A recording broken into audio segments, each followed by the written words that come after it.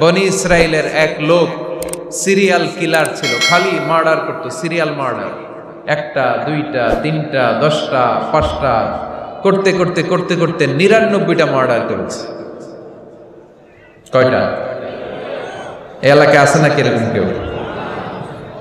99টা murder. কল্পনা করা যায়? 99 জন মানুষকে সে নিজ হাতে হত্যা করেছে। 99 মার্ডার করার পরে তার মনে ভয় আসলো, হায়রে, না জানি আল্লাহ আমার সাথে কেমন আচরণ করে আখিরাতে। আমার তাওবা আছে কিনা কপালে জানি না, আমার তো ক্ষমা নাই, কি করব আমি?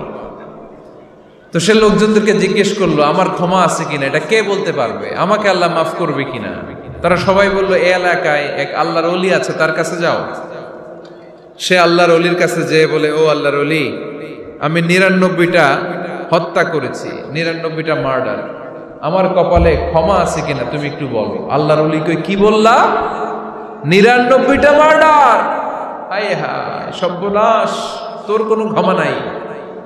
এবার যে মার্ডার করছে ও কয়, আমার যেহেতু ক্ষমা নাই, তোরে বাঁচায় রেখে লাভ কি, তোরেও দিলাম শেষ করে। এবার সেঞ্চুরি করে বানাইছে। কথা বুঝতেছেন? আমার যেহেতু ক্ষমা নাই, তো তোরে বাঁচায় রেখে কি লাভ, তোরেও শেষ করে দিলাম। এবার সেঞ্চুরি। সেঞ্চুরি করার পরেও ভয় আছে না নাই অন্তরে? অন্তরে তো আল্লাহর ভয়, কই যাবে? খুঁজতে লাগলো কে সমাধান দিতে পারবে। একজন বলল, ওই এলাকায় একজন বড় আলেম আছে, ওই আলেমের কাছে যাও। সে আলেমের কাছে যেয়ে বলে, আলেম, আমি 99টা হত্যা করেছি, এখন আমার বড্ড ভয় হয়, আল্লাহ আমারে মাফ করবে কিনা, তুমি একটু আমারে বলো। আলেম বলে, তোমার গুনাহ যত বড়ই হোক, আমার আল্লাহর দয়া তার চাইতেও বড়। তুমি কি পাপ করেছো, কি অন্যায় করেছো? তুমি জানো না আমার রব কত মেহেরবান, তিনি কত দয়ালু, তিনি ভালোবাসার আধার, তিনি করুণার আধার।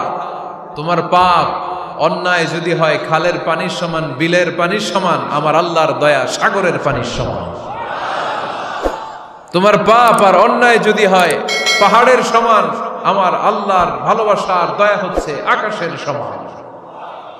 তুমি যদি তওবার মতো তওবা করতে পারো, ক্ষমার মতো ক্ষমা চাইতে পারো, চোখের পানি ছেড়ে, চোখের পানির বড় দাম, চোখের পানির মধ্যে বিশাল কারিশমা, এটা আল্লাহ খুব পছন্দ করে।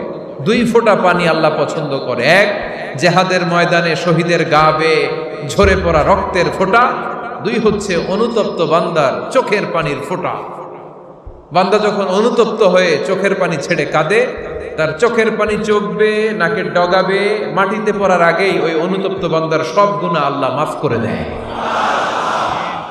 সে জিজ্ঞেস করলো, আমার ক্ষমা আছে কিনা? আলেম বলে, আছে, ক্ষমা আছে। তওবার মতো তওবা করো, তাওবাতান নাসুহা। তওবার মতো তওবা করলে আল্লাহ ঠিকই মাফ করবে। সে এতটাই অনুতপ্ত হলো, এতটাই, সে আল্লাহর কাছে ক্ষমা চাইতে শুরু করলো। আলেম পরামর্শ দিল, তুমি যে এলাকায় থাকো এলাকাটা ভালো না, এলাকাটা ছাড়ো, এখানে সব ডাকাতদের এলাকা, তুমি একটা ভালো এলাকায় যাও, ওখানে যে তওবা করে ভালো মানুষ হয়ে যাও। সে নিয়ত করে কাপড় চোপড় গুছিয়ে ভালো এলাকায় যাবে। ঘর থেকে বেরোয়ার সাথে সাথেই মালাকুল মাউত চলে আসছে, তার রুহু কবজ করে ফেলছে। এখন রুহুকে নিয়ে যাবে। ফাজাত মালাইকাতুর রাহমা ওয়া মালাইকাতুল আযাব। রহমতের ফেরেশতারাও আসছে, আযাবের ফেরেশতারাও আসছে।